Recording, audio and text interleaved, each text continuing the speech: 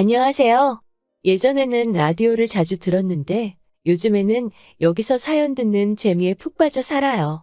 저도 용기 내서 제가 겪은 사연 한번 공유해 봅니다. 가벼운 마음으로 즐겁게 들어주세요. 저에게는 현재 1년간 만나온 남자친구 희준 씨가 있습니다. 나이는 저보다 4살 많고 현재 모 문화센터에서 수영 강사로 일하고 있어요. 만나게 된 계기는 특별하지 않아요. 제가 그 문화센터의 회원이었거든요. 오래 알고 지낸 사이는 아니지만 성실하고 자상한 사람이지요. 새벽 6시에 수영에 가면 생각보다 나이 지긋하신 어머님들이 많이 오세요. 저는 그중 유일한 20대였던 것 같아요. 그러다 보니 강사인 오빠 입장에서도 눈에 띄었겠지요. 처음에는 회원과 강사로서 간단하게 인사 정도만 나누던 사이였는데 어느 순간 보니 따로 연락도 주고 받고 있더라고요. 그리고 누가 먼저라고 할 것도 없이 자연스럽게 연인 사이로 발전했어요. 언젠가부터 우리가 결혼하면 이라고 이야기를 해대던 오빠와 달리 저는 결혼 생각이 없었어요. 그건 바로 저희 엄마를 위해서였지요. 사실 제 나이 10살 때 엄마와 아빠는 이혼하셨어요. 동네 어른들 말씀에 의하면 아빠가 그때 동네에 혼자 살던 젊은 여자랑 바람이 나서 그렇다더라고요. 그 이후로 아빠는 지금까지 소식 한 번 없으시고 양육비 한 번 보내주신 적도 없으세요. 게다가 아빠가 떠나신 직후 당시 엄마는 저를 데리고 반지하 월세방에서 생활하시고 계셨는데 엎친 데 덮친 격으로 집주인이 보증금을 올려달라고 했다나 봐요. 결국 올려줄 돈이 없었던 엄마는 저를 데리고 살던 집에서 쫓겨나듯 나와야만 했고 그 이후로 저를 데리고 숙식이 되는 식당에서 지내게 되셨지요. 아무튼 이렇게 짧게 줄여서 이야기했지만 얼마나 많은 서름과 힘든 일을 겪어오셨는지 모릅니다. 그때부터 지금까지 엄마는 아파도 병원 한번 제대로 못 가시고 여태껏 힘들게 저를 위해 살아오셨어요. 그리고 저도 그에 보답하고자 죽기 살기로 공부해서 여기까지 왔네요. 여담이지만 치과는 정말 돈이 없으면 못 가는 거나 마찬가지더라고요. 그걸 깨달았을 때 무조건 치대를 가겠다고 마음먹었어요. 그래서 나중에 제가 치과를 개원하면 꼭 문턱이 낮아서 누구나 드나들 수 있는 치과를 차려야겠다는 다짐을 했지요. 그렇지만 막상 치대를 졸업하니 이제 개원하는 게 일이더라고요. 페이닥터도 생각했지만 그러면 또 너무 일에만 매달려 살아야 하는데 더 이상 그렇게 살고 싶지는 않더라고요. 하지만 다른 친구들처럼 집이 부유해서 혼자 병원을 차릴 형편도 아니었고요. 게다가 요즘 치과가 워낙 많다 보니까 시설이나 환경을 갖춰놓고 시작하지 않으면 안 될 것 같더라고요. 이리저리 궁리하고 고민한 끝에 동기 2명과 동업하는 형태로 치과를 개원하기로 했어요. 다행스럽게도 저희 엄마도 의사 실력도 중요하지만 사람들이 아무래도 겉모습도 많이 보지 아니하면서 외형과 설비가 어느 정도 받쳐줘야 한다는 점에 동의하시고 이해해 주셨기 때문에 노후자금 탈탈 털어서 개원에 보태주셨지요. 사실 대학 졸업하면서 다시는 엄마한테 부담 주지 않겠다고 스스로 몇 번이고 결심을 했는데 또 이렇게 도움을 받게 되니 얼마나 죄송스럽고 면목이 없었는지 몰라요. 그래서 제가 그 돈 받으면서 제가 엄마한테 약속을 드렸어요. 앞으로 한 달에 얼마를 벌건 제가 무조건 절반을 드리겠다고요. 그 이야기 하자마자 엄마는 펄쩍 뛰시면서 그럴 필요 없다고 절대로 그러지 말라고 하셨는데 저도 한 고집 하거든요. 제가 일단 엄마 돈 다 갚을 때까지는 그렇게 하고 다 갚고 나더라도 한 달에 얼마씩 꼭 드리겠다고요. 이자라 생각하시고 그냥 받으시라 했어요. 엄마 좋으라고 그러는 게 아니고 제 마음 편하려고 그러는 거니까 그렇게 하시라고요. 할 수만 있다면 이제부터는 돈으로 엄마를 풍족하게 해드리고 싶더라고요. 그동안 못하고 사신 거 지금부터라도 조금씩 누리시면서 사실 수 있게 말이지요. 그래서 오빠가 결혼하자고 했을 때 솔직히 많이 당황스러웠지요. 무작정 결혼하기 싫다고 말하면 오빠가 행여나 이상한 오해할까 싶어 솔직하게 털어놓았어요. 오빠도 내 사정 알다시피 이제 막 병원을 개업했고 엄마한테 돈도 갚아야 한다고요. 그리고 당분간은 엄마랑 시간을 보냈는데 집중하고 싶다고요. 오빠도 제가 수입의 일정 부분을 엄마한테 드리는 건 알고 있었지만 그게 반이었는지는 몰랐어요. 그래서인지 제가 액수를 이야기했을 때 깜짝 놀라더군요. 하지만 남자친구도 이내 그럴 수밖에 없는 제 이유에 수긍하곤 자기가 더 잘하겠다며 좋게 좋게 이야기가 끝났어요. 그런데 다음 날 남자친구가 점심이나 같이 하자며 병원을 찾아왔어요. 다행히 예약 환자가 없어서 남자친구와 여유 있게 식사를 할 수 있었어요. 남자친구는 주저하더니 조심스레 다시 결혼 이야기를 꺼내더라고요. 저는 그날 이야기가 어느 정도 끝났다고 생각했는데 말이지요. 제가 다시 한번 결혼은 천천히 했으면 좋겠다고 이야기하니까 남자친구가 엄마한테 돈 드리는 거랑 결혼이랑 무슨 상관이냐고 묻더라고요. 저는 당장은 엄마와 병원 두 가지에만 신경 쓰기에도 벅차다고 이야기했어요. 오빠랑 만나는 것도 물론 중요한 일이지만 연애는 어느 정도 조절이 가능하지 않냐? 하지만 결혼은 조절이라는 게 안 되는 거 아니냐고요. 그러자 오빠는 정말 돈 들이는 것 때문에 제가 결혼을 주저하는 거면 자기가 그거 대해선 일체 반론하지 않겠으니 결혼에 대해서 다시 생각해 보라고 하더라고요. 오빠는 하루빨리 저와 결혼해서 알콩달콩 살고 싶다고 말이지요. 그래서 저는 내친 김에 저는 결혼해서 엄마를 모시고 살고 싶다고 말했어요. 모시고 사는 게 어려우면 혼자가 되는 엄마의 주변에다가 집을 얻고 싶다고요. 그러자 오빠의 표정이 좀 굳어지더라고요. 오빠도 내심 오빠 부모님 모시고 살고 싶었나 봐요. 저도 물론 그 마음 이해는 하지만 제 코가 석자인 사정인지라 혼자 사시는 엄마 두고 양쪽 다 계신 오빠 부모님 모시고는 못 살 것 같다고 솔직히 말했어요. 그러자 오빠가 한다는 말이 자기가 부모님을 모시지 않으면 집은 어떻게 하냐고 묻더라고요. 저는 솔직히 이게 무슨 말인지 처음에 이해가 잘 안 되더라고요. 그런데 다시 들어보니 오빠 말인즉슨 오빠가 부모님을 모시지 않으면 유산을 한 푼도 주지 않겠다고 하셨대요. 그리고 오빠는 지금 모아둔 돈이 별로 없다고 하더라고요. 사실 오빠는 제가 알기로 월 250 정도 벌고 있는데 씀씀이가 아주 커요. 외제차를 리스로 몰고 신발은 카드 할부로 명품 사는 걸 주저하지 않아요. 제가 한 번은 그 점에 대해서 잔소리 아닌 잔소리를 했더니 이 정도도 안 하면 고객들이 자기에 대해서 신뢰감을 느끼지 못한다고 하더라고요. 남자친구는 본인 직업에 대한 프라이드가 굉장히 강한 사람이었고 무엇보다 오빠가 오빠 돈을 쓰는 거니까 제가 더 이상 뭐라고 할 권리는 없으니까요. 그런데 이제 와서 모아둔 돈이 없다고 하니 좀 답답하긴 하더라고요. 모아둔 돈도 하나도 없으면서 결혼하자고 하는 오빠가 이해가 잘 안 되더라고요. 근데 뭐 저 역시 오빠 부모님, 그러니까 시부모님을 모시고 살 생각도 없으면서 도움받는 것도 말이 안 되는 것 같아서 그럼 일단 월세로 오피스텔 하나 구해서 거기서 시작하자고 했지요. 오빠는 그래도 주변 사람들 보는 눈도 있는데 어떻게 오피스텔에서 시작을 하냐고 묻더라고요. 내심 제가 대출받기를 원하는 것 같았지만 저는 그럴 필요를 느끼지 못했기 때문에 못 알아들은 척했어요. 저는 그리고 결혼 비용은 반반 부담하자고 말했어요. 최대한 검소하게 하자고요. 그러자 오빠가 한다는 말이 주변 사람들이 자기 여자친구가 치과 의사라는 거 다 아는데 어떻게 그러냐고 묻더군요. 사실 여기서부터 뭔가 이상하다는 생각이 들었어요. 아무튼 말 나온 김에 결혼에 대해서 이런저런 이야기가 오가기 시작했지요. 이야기가 생각보다 길어질 것 같아서 일단 병원에 전화해 오늘 못 들어갈 것 같다고 양해를 구하고 본격적으로 이야기를 나눴습니다. 오빠는 그럼 자기가 결혼해서 자기 부모님 모시고 사는 건 포기할 테니 대신 장남으로서 용돈 좀 많이 드리고 싶다고 하더라고요. 한 달에 150만 원씩 드리고 싶다고 하기에 그럼 그렇게 하자고 제가 말했어요. 그러면서 제가 그럼 한 달에 300씩 양가 용돈으로 나가니까 우리 둘 다 열심히 벌어야겠다고 말하자 오빠는 왜 300이냐고 대묻더라고요.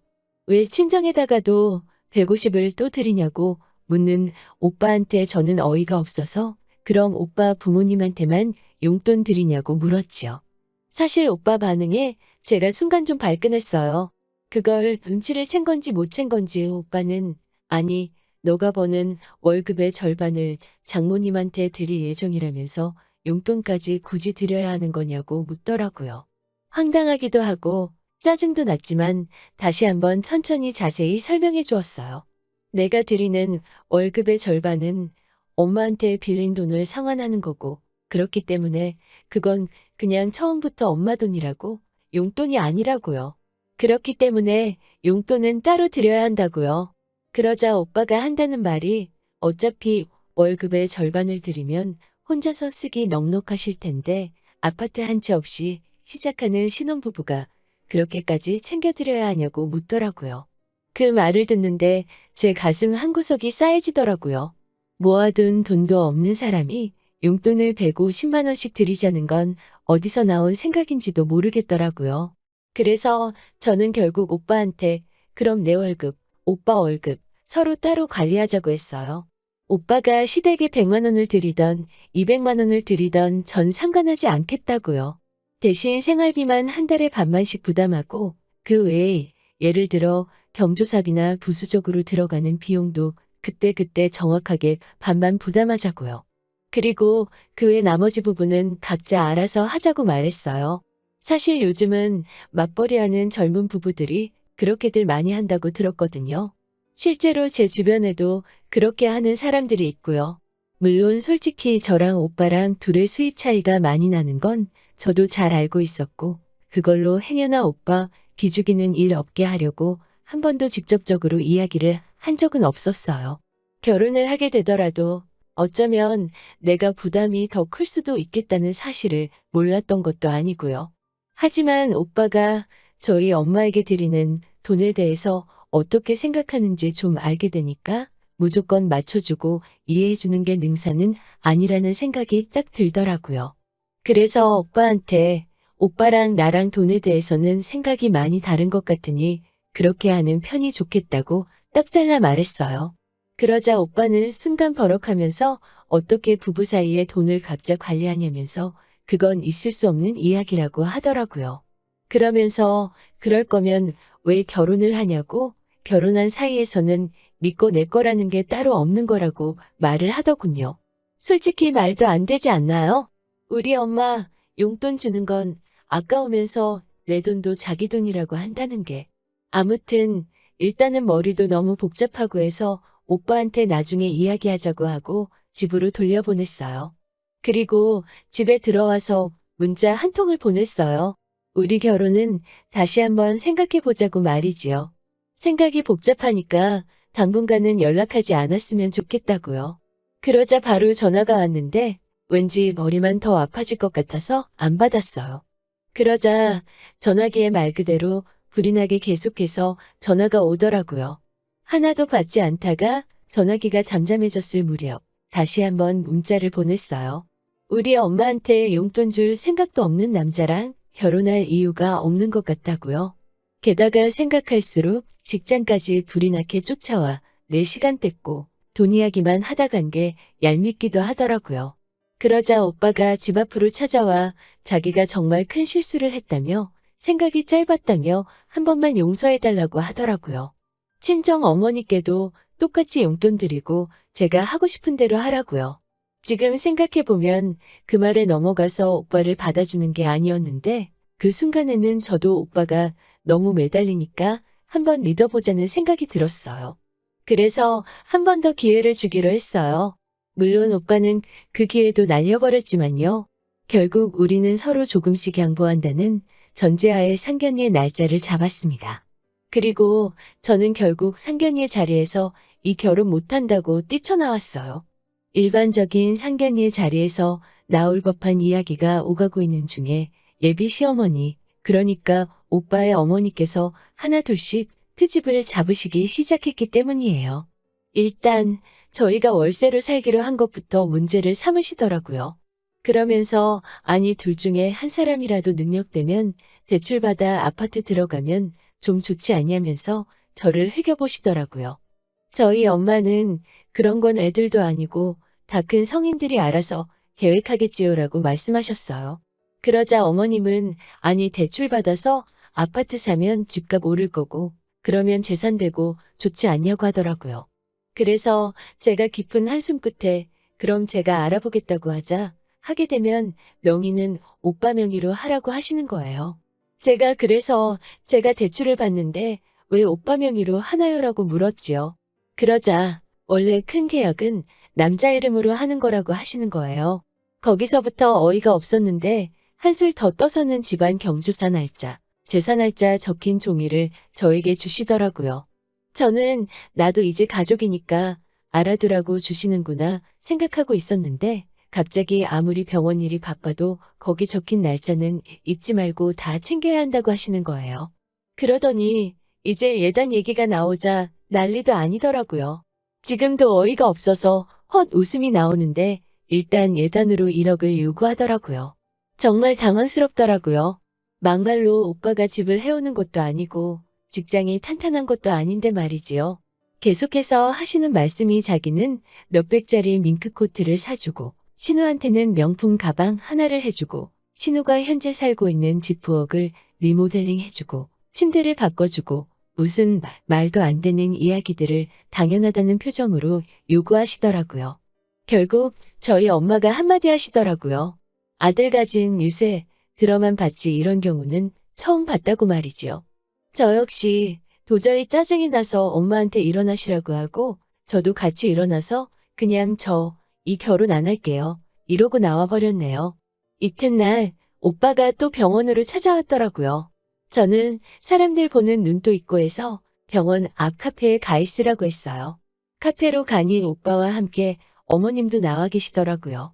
어머님은 제게 어제 일은 너도 실수한 거 알지라면서 그래도 우리 아들이 하도 너 아니면 안 된다고 해서 우리 쪽에서 없던 일이다 이해하고 넘어가기로 했다고 하시더라고요.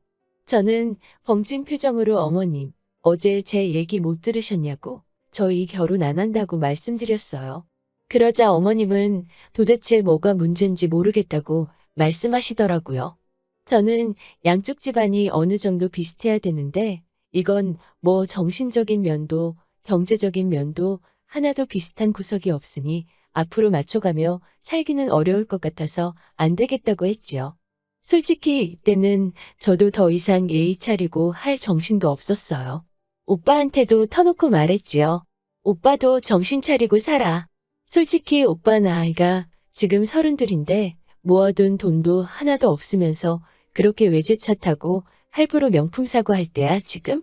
하루빨리 결혼해서 가정 꾸리고 부모님한테 용돈 150씩 드리고 살 거면 정신 차리고 알뜰살뜰하게 살라고 하자. 오빠는 저를 붙잡고는 자긴 나 없으면 못 산다면서 다 제가 하자는 대로 할 테니 제발 한 번만 기회를 달라고 하더라고요.